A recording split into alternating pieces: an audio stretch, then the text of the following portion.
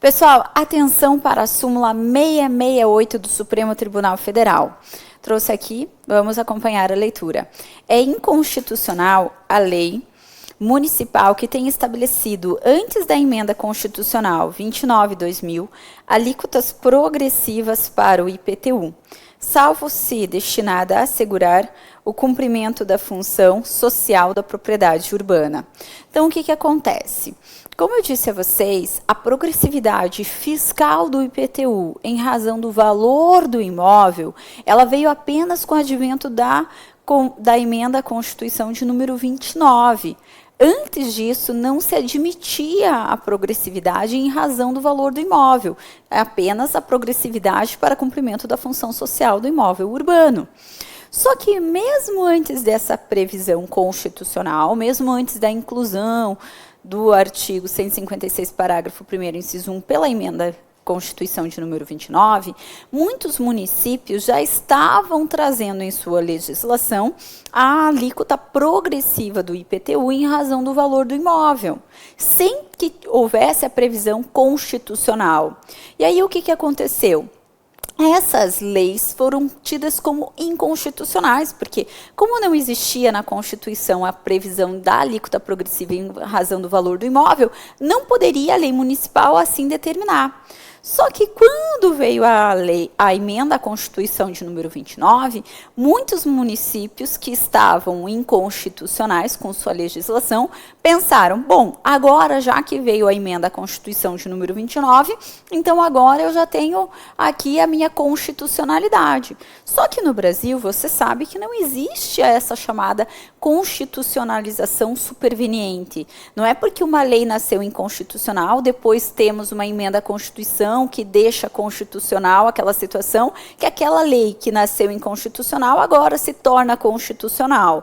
Não, não existe. De modo, então, que esses municípios que já tinham a sua legislação inconstitucional, com o advento da emenda à Constituição de número 29, eles teriam que fazer uma nova legislação para dizer, aqui vai ter alíquota progressiva em razão do valor venal do imóvel, mas eu não poderia reaproveitar aquela legislação anterior à emenda à Constituição de número 29. E é nesse sentido que a súmula 668 do Supremo diz, para dizer realmente que é inconstitucional, portanto, a lei municipal que tenha estabelecido antes da emenda constitucional, alíquotas progressivas para o IPTU, salvo se destinadas a assegurar o cumprimento da função social da propriedade urbana. Então, só pode ser admitida constitucional a alíquota progressiva do IPTU se ela veio posterior à emenda à Constituição de número 29 para casos de progressividade fiscal em razão do valor venal do imóvel. Ok? Agora, é claro, aquela para garantir o cumprimento da função social, ela já veio desde o advento da Constituição de 88, então sempre válida. Ok? Antes de passarmos para a análise de mais algumas súmulas importantes e que podem cair em provas de concurso, eu quero só chamar a atenção com relação às chamadas alíquotas diferenciadas do IPTU, cuja previsão encontramos no artigo 156, parágrafo 1º, inciso 2 da Constituição. Então, veja, há diferença, sim, entre alíquotas progressivas, deixa eu voltar aqui, progressivas e alíquotas diferenciadas. As alíquotas progressivas do IPTU só podem ocorrer nessas duas situações. Já as alíquotas diferenciadas, elas serão em razão da localização e do uso do imóvel. Então, a depender da localização do imóvel, ela vai ter alíquotas diferentes para o IPTU. E em razão do uso do imóvel também posso ter aqui alíquotas diferenciadas. Mas qual a diferença entre alíquotas diferenciadas e alíquotas progressivas? As alíquotas progressivas vão aumentando, aumentando, aumentando. E a alíquota diferenciada, como o nome já diz, é uma alíquota diferenciada em razão da localização do imóvel, em razão do uso, da utilização daquele imóvel. Exemplo, se eu tenho um imóvel que está em uma parte nobre da cidade, ela vai ter um tipo de alíquota. Agora, se eu tenho um imóvel que está em uma área que não é tão nobre da cidade, vai ter outro tipo de alíquota. E, dependendo da utilização do imóvel, também tem um tipo de alíquota e outra alíquota. Como, no caso, imóvel utilizado para residência, ou imóvel utilizado para o comércio.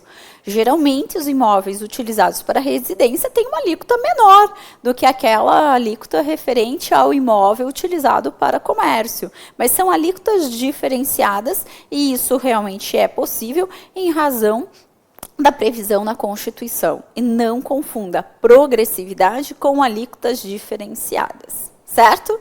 Agora, passar os olhos em algumas súmulas do STJ que são importantes e podem sim aparecer em nossas provas de concurso. Vou começar pela mais recente, súmula 626, que diz o seguinte: a incidência do IPTU sobre imóvel situado em área considerada pela lei local como urbanizável ou de expansão urbana não está condicionada à existência dos melhoramentos elencados no artigo 32, parágrafo 1º do CTN. Ora, essa súmula é, na verdade, ipsis literis do que nós temos no artigo 32, parágrafo 2º do CTN, que nós já comentamos. Nós vimos que para ser considerado imóvel urbano, portanto, devido ao IPTU, deve preencher no mínimo 2 dentre os 5 melhoramentos previstos pelo parágrafo 1º do artigo 32 do CTN. Mas o parágrafo 2º diz, mas calma lá, se o imóvel estiver dentro de uma área de expansão urbana ou ainda urbanizável, não precisará ter nenhum melhoramento para ser devido ao IPTU. Então, o artigo 32, parágrafo 2º agora é objeto de súmula. E como é objeto de súmula da 626, você tem maior chance de encontrar isso nas provas de concurso. Até porque consideramos que essa súmula é recente, é de 2018, então realmente pode estar caindo nas nossas provas de concurso. A próxima súmula é a 614, que, em minha opinião, é bem importante também e tem muita chance de cair. Diz o seguinte: o locatário não possui legitimidade ativa para discutir a relação jurídico-tributária de IPTU e de taxas referentes ao imóvel alugado, nem para repetir em débito desses tributos. Ora, por que da súmula 614 falar que o locatário não possui legitimidade para discutir uma relação jurídico-tributária de IPTU e nem mesmo para repetir o indébito desses tributos? Primeiro, quanto à primeira parte ali, é porque nós vimos hoje que o locatário ele não é contribuinte do IPTU.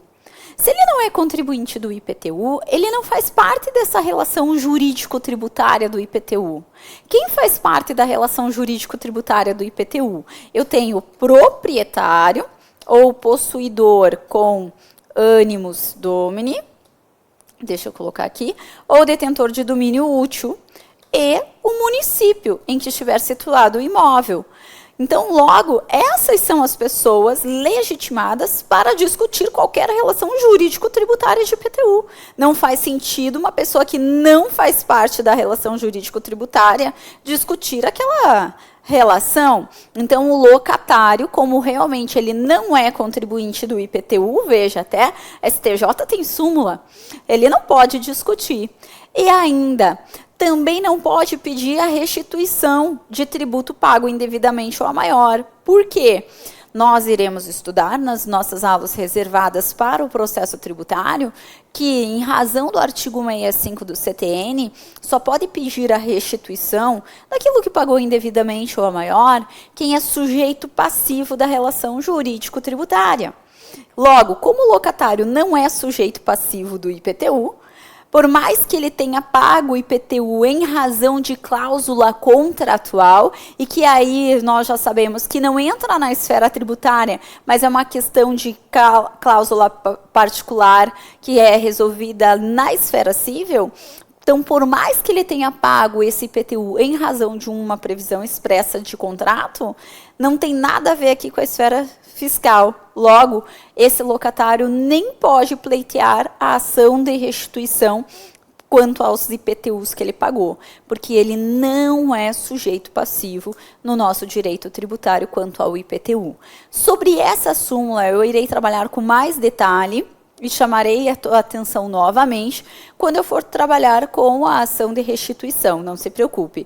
Mas por hora, só para que você saiba, até porque eu sei que muita gente já está fazendo várias provas de concurso ao longo desse ano, então vocês têm que estar cientes que o locatário ele não pode discutir nenhuma relação jurídico-tributária de IPTU, nem mesmo pedir a restituição, porque ele não participa da relação jurídico-tributária, ele não é sujeito passivo, certo? Pois bem, próxima súmula. Temos lá a súmula 399, que eu já até comentei com vocês, que diz: cabe à legislação municipal estabelecer o sujeito passivo do IPTU. Aqui, por mais que esteja, cabe à legislação municipal estabelecer o sujeito passivo do IPTU, muita gente que faz a leitura apenas da súmula vai dizer, ué, se cabe à legislação municipal determinar quem é o sujeito passivo do IPTU, então a legislação do município pode dizer que é um mero locatário, um mero arrendatário, comodatário, mas não é isso não. Essa súmula tem os precedentes, e eu sempre, quando falo de uma súmula, eu tenho que analisar os precedentes. E todos os precedentes dessa súmula 399 diz respeito à questão do promitente comprador do imóvel, que já esteja na posse. Então, ao analisar a questão do promitente comprador, é que definiu que cabe à legislação municipal estabelecer quem vai ser o sujeito passivo do IPTU. Porque o que tem acontecido? Eu tenho o proprietário, que está previsto lá no registro de cartório como proprietário, mas eu tenho o promitente comprador que já está na posse do imóvel, e aí na hora de cobrar IPTU, o município vai e cobra do proprietário que está lá no registro, no cartório, mas o proprietário diz, mas eu nem tenho mais a posse desse imóvel, já está com o promitente comprador, vai cobrar dele. E aí ficava aquela questão. Aí o município ia e cobrava do promitente comprador, que dizia, não, mas quem é proprietário ainda é o fulano. E para evitar esse tipo de coisa que o município ficava sem saber de quem cobrar, a legislação municipal começou a trazer, não, vai poder cobrar do promitente comprador, não, vai poder cobrar só do proprietário, ou ainda, que na maioria, diz que ambos são solidários. Então, o município pode cobrar tanto do proprietário como do promitente comprador. E é por isso a súmula 399, que diz, então tá, cabe à legislação municipal ela estabelecer quem vai ser o sujeito passivo do IPTU. Então, essa súmula é importante, mas você tem que compreender, porque se você passa os olhos só na súmula, no que está escrito ali, você tem chance de interpretar de forma diferente. E o que não podemos deixar que isso aconteça. Próxima súmula, 397 do STJ. O contribuinte do IPTU é notificado do lançamento pelo envio do carnê ao seu endereço. Então, o que acontece? Essa súmula ela é importante para fins justamente de prazos decadenciais e prescricionais, que nós já estudamos muito durante o nosso curso. Nós sabemos que o fisco ele tem 5 anos para constituir o crédito, ou seja, 5 anos para realizar o lançamento do tributo e 5 anos para cobrar o tributo. Se o fisco não constituir o crédito dentro de 5 anos, ocorre a decadência. Ele perde o direito de constituir o crédito. E se o fisco não cobrar o crédito dentro de 5 anos, ocorre a prescrição, a perda do direito do fisco de cobrar o crédito tributário. Pois bem, só que como que eu fico sabendo que o fisco constituiu o crédito? Deve ser encaminhado a notificação de lançamento para o nosso contribuinte. E no IPTU, assim como no IPVA, nós temos que essa notificação de lançamento ela é materializada pelo carnê, pelo envio do carnê. Só que aí acontecia que o contribuinte alegava, não, mas eu não recebi. E aí, então, o entendimento do STJ é que quando há o envio do carnê, já considera constituído o crédito tributário.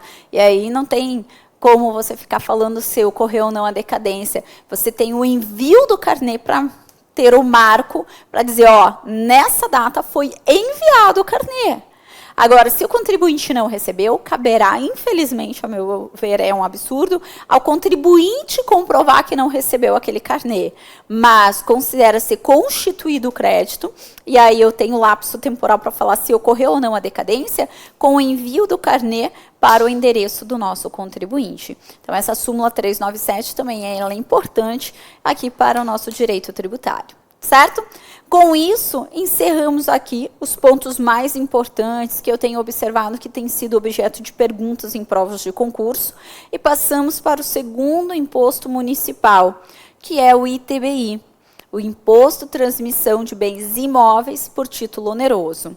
Primeiro, previsão legal. Iremos encontrar lá no artigo 156, inciso 2 da Constituição Federal, e artigos 35 a 42 do nosso CTN. Então, esses são os artigos que contêm aqui todas as informações importantes sobre o ITBI.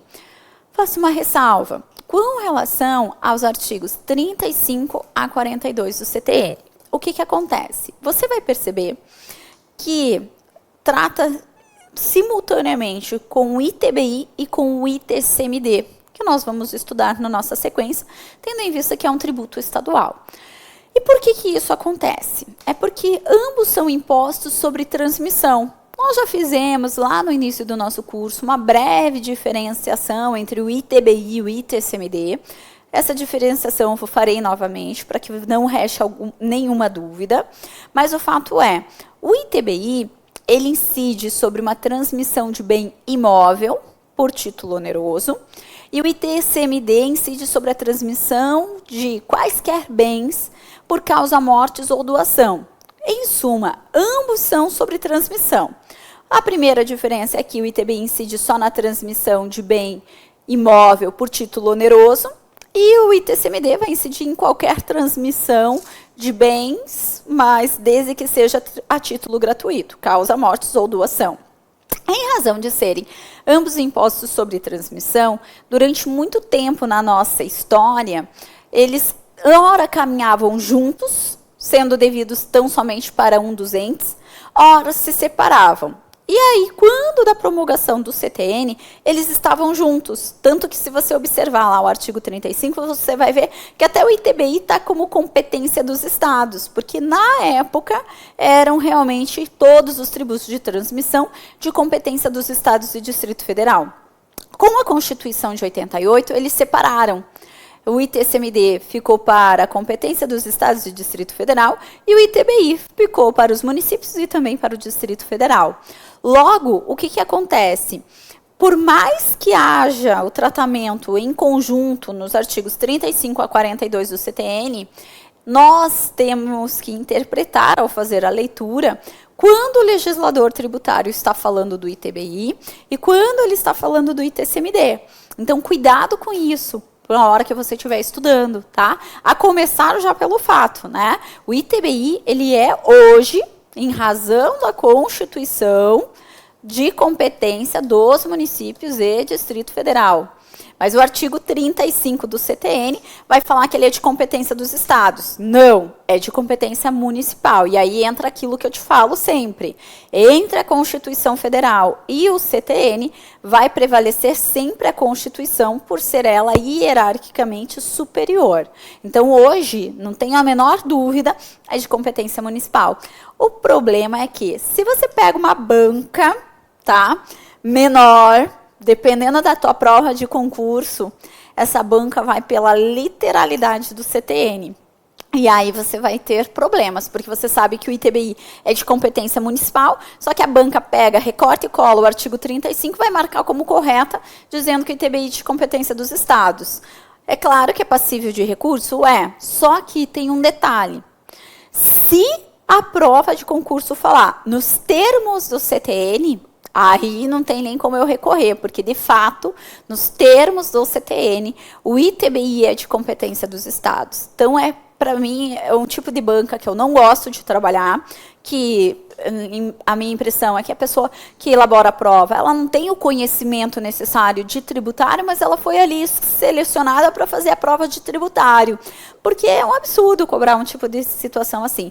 Mas tenho visto, infelizmente, também muita banca boa, a exemplo da banca da UFPR, que são bancas que conhecem o direito tributário, mas estão vindo com pegadinha, talvez até para realmente eliminar muita gente boa aí dos concursos. E aí faz esse tipo de pegadinha, nos termos do CTN. E aí você já sabe, nos termos do CTN, o ITBI é de competência dos estados. Mas não é, ele é de competência municipal, porque prevalece a Constituição Federal.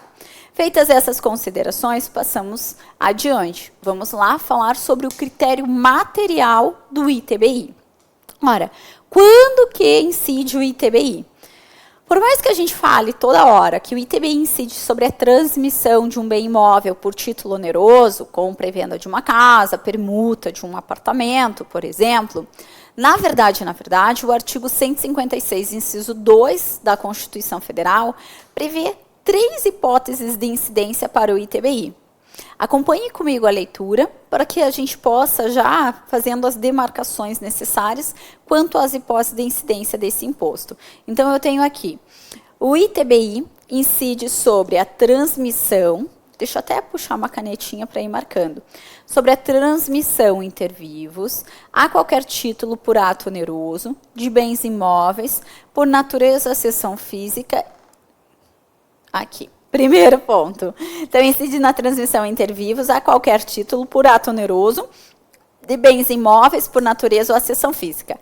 Essa primeira hipótese mencionada pela Constituição é a que a gente mais comenta realmente na prática. Toda hora eu falo para vocês. O ITBI incide na transmissão de bens imóveis por título oneroso. Compra e venda de uma casa, compra e venda de um apartamento, permuta, porque é título oneroso, permuta. Se for de imóvel, incidirá o ITBI. Até que tudo bem. Agora, seguimos as outras 2 hipóteses que nem sempre comentamos, mas que também devem incidir o ITBI.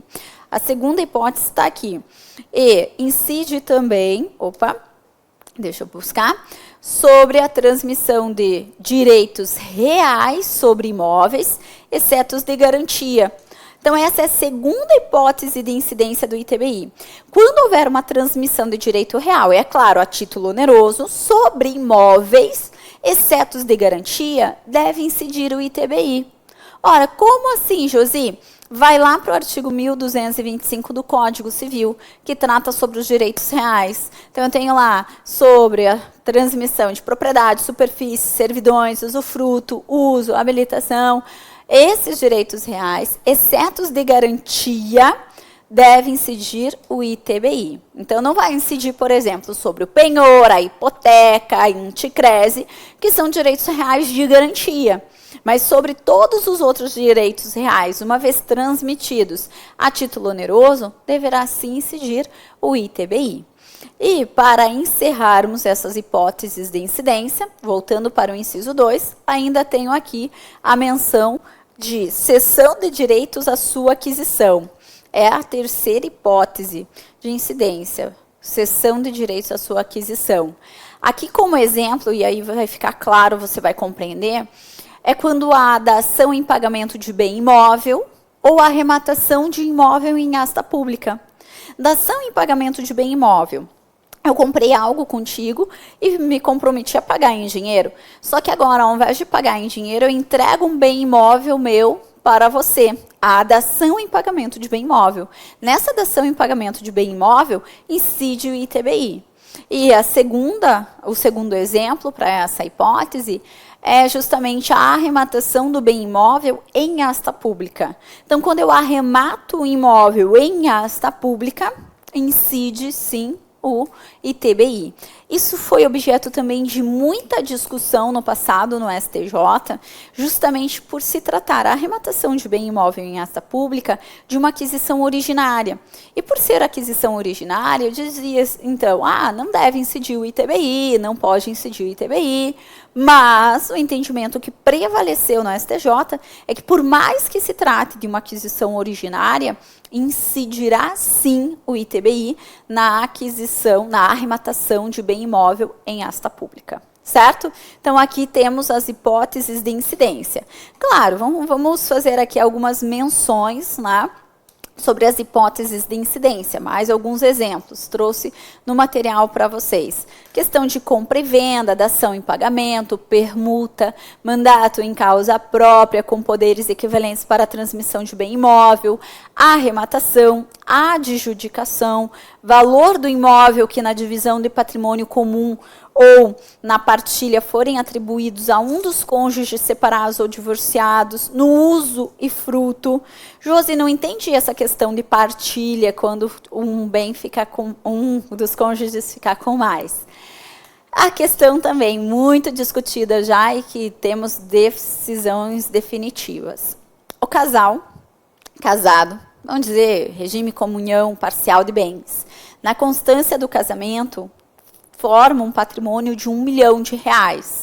Na hora que se separam, se cada um dos cônjuges ficar exatamente com a metade, 500 mil para cada um, não há que se falar aqui em imposto de transmissão, porque afinal de contas ocorreu tão somente a partilha de bens. Então, cada um ficou com 500 mil. De modo que, se durante a constância do casamento eles tinham juntos R$1 milhão, significava dizer que 500 era já de cada um deles. Então, não há que se falar em transmissão de bens quando eles se separam, se cada um dos cônjuges ficar exatamente com a metade, quando há realmente a partilha de bens. No entanto, se acontecer na separação de um dos cônjuges ficar com valor a maior, e isso se der por título oneroso, aí eu falo da incidência do ITBI sobre a diferença, que não pertencia ao seu quinhão, à sua divisão meio ali. Não entendi, Josi? Vamos para o exemplo. Então, vamos dizer que, na hora que... Opa, cadê o slide? Na hora que o casal se separa, o marido diz, não, mulher, pode ficar com 1 milhão, mas eu vou fazer uma permuta contigo. Então, ele faz uma permuta, considero, então, transmissão de bem imóvel por título oneroso, sendo de bem imóvel, né? Então, ela fica com o apartamento que vale 1 milhão. Só que sobre 500 mil já era dela.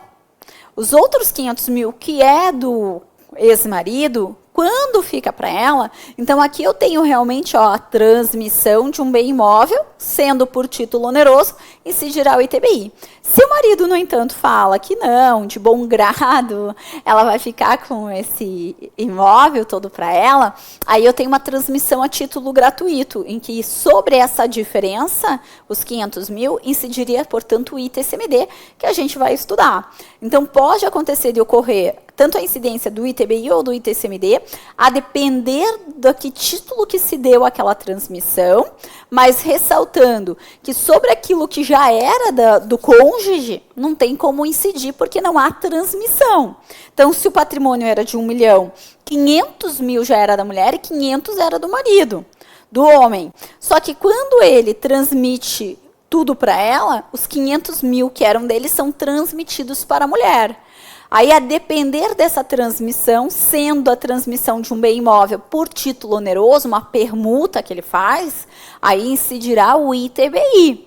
Agora, se ele faz simplesmente a transmissão a título gratuito, incidirá o ITCMD. Só que, importante falar que sobre a mera partilha, não há que se falar em incidência nem de ITBI, nem de ITCMD.